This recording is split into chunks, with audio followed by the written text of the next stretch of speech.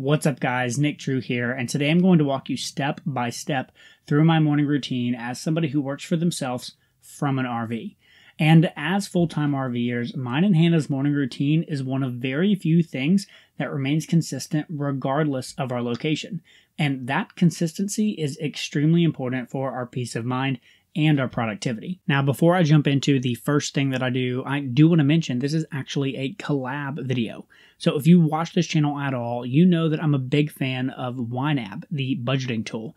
And I've actually teamed up with YNAB to talk about morning routines. So when you're done watching this video, pop on over to the YNAB channel and check out their video as well. Now, there are three core parts to our morning that help set us up for success. Number one is exercise, number two is gratitude, and number three is reading or learning. But let's just jump in and see how these three core things fit into a typical morning in the Airstream.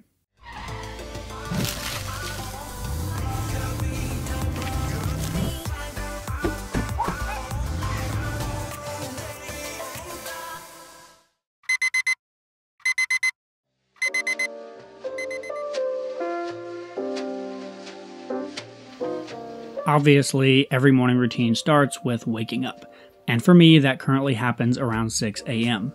Now, Hannah and I are both attempting to channel our inner Jocko to wake up between 4 and 5 a.m. I think we'll get there one day, but so far, 6 a.m. is what we can do consistently. In the past, I would be really hard on myself if I hit snooze too many times or got up too late, and I would just throw the whole morning routine out the window. These days, I recognize that's not very helpful, so if I do get up late, I just try to scale down my morning routine, but make sure that I'm still somewhat hitting the core elements, even if I'm not doing them for as long as I would like. Next, I go to the bathroom. Again, nothing unique about this step, just like waking up, but it is an opportunity to give you a glimpse of my Airstream bathroom, just in case you've ever been curious. Guess what? It's small. Now by this time, there's a little dog who needs a potty break before she can get back to her snoring, so I run the dogs out real quick. After running the dogs out, Hannah and I finally can get to the first core part of our morning routine, exercise. Now, in an ideal world, we are exercising within about 15 minutes of waking up. For us, we've tried gym memberships, even the ones that have them all over the country, so we can go anywhere, anytime.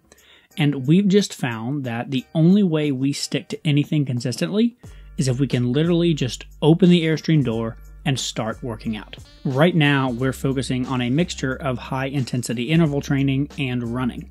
Krista Stryker over at 12-Minute Athlete has some of our favorite workouts that are easy to take with us on the road, which again, the easier it is for us to start, the more likely we're going to do it. After we work out, we need a refresh. So do we hit that protein shake? Oh, no. That tastes way too good.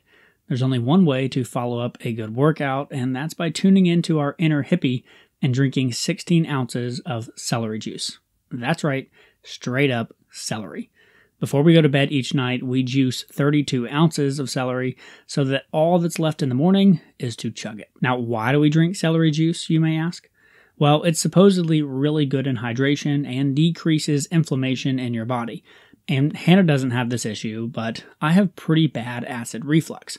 And since drinking the celery juice in the morning, it has helped significantly. So we keep drinking it. Now, it does have one other benefit, and let's just say it has quite the detox effect on your gut, which leads me to the next step of my morning routine, but I think we'll skip that one. So by the time I choke down my celery juice, the dogs are starting to get a little bit impatient for their food, and it's time to open up the kitchen for all the kids. I feed the dogs first, and then while they're eating, I go back outside and feed the cats.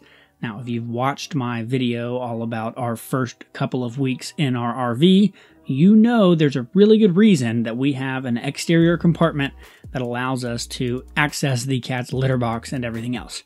I'll let you go watch that video if you want to learn more. Now, the next thing on my list isn't exactly a normal situation, but since we're currently visiting Hannah's grandmother at her house, we don't have ideal sewer hookups for the Airstream. So we have to use a portable tank for our gray water, and we have to pay a porta potty company to come out and take care of our black water every so often. But for the gray water, it's a temporary setup, and that means the tank isn't buried, which means that gravity can't empty the Airstream tank into the portable tank without some assistance. So while Hannah showers, I do this. We have to get our tanks emptied out from the day before, so it's a manual process. By the time I finish with the water, the dogs will be anxious to go back out again for their bathroom break after breakfast so that they can come back in and finish their morning nap. So after a workout, dealing with the pets, and dumping the gray water, everybody is ready for me to have my shower. Now, luckily, since cutting off my man bun a few months ago, showers don't take me all that long these days. Then I'll do a little bit of beard maintenance, throw on some clothes, and get ready for my favorite part of the morning, coffee. For that, I'll need my electric kettle and the French press. And while I'm waiting for the water to heat up and coffee to make, I'll go ahead and start my journaling process. Now, I should say that at this point, I try really hard not to immediately check social media and email first thing in the morning. I'm not always successful at this, but I found that more often than not, I'm going to get sucked in and waste way too much time on those if I check them.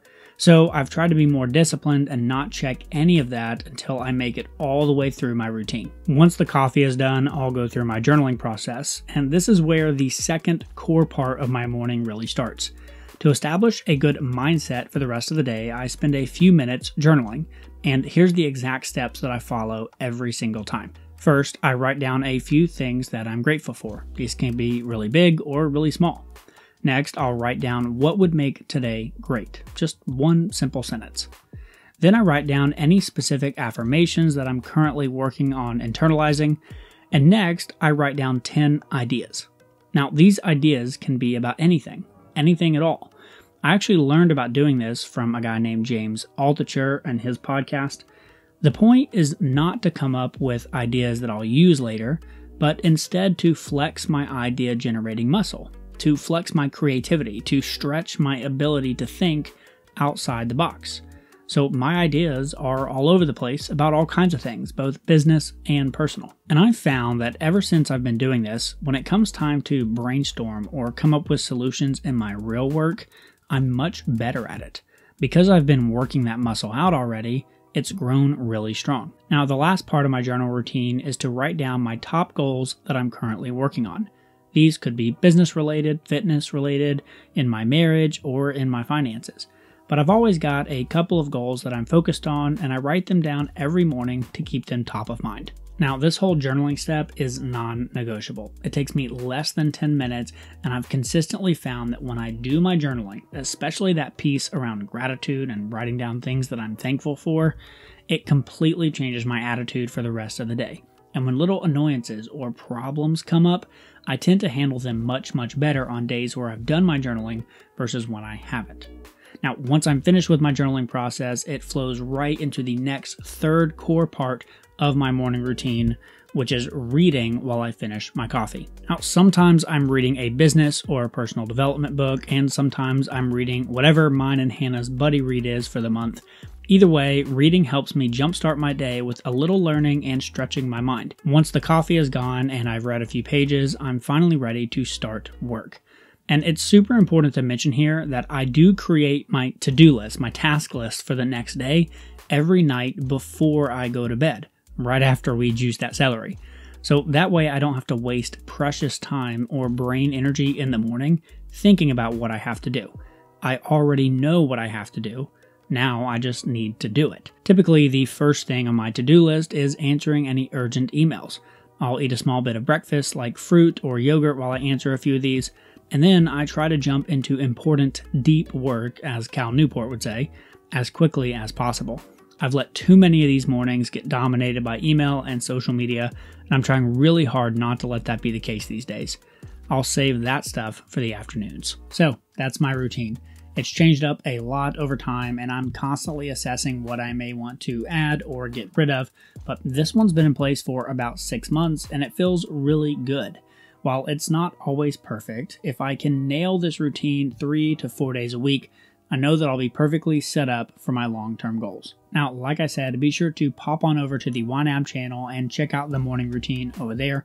You'll notice some differences and some similarities. And that's what I hope you do. I hope you watch a ton of these different morning routine videos and then start mixing and matching and playing around with it until you find the right combination for you.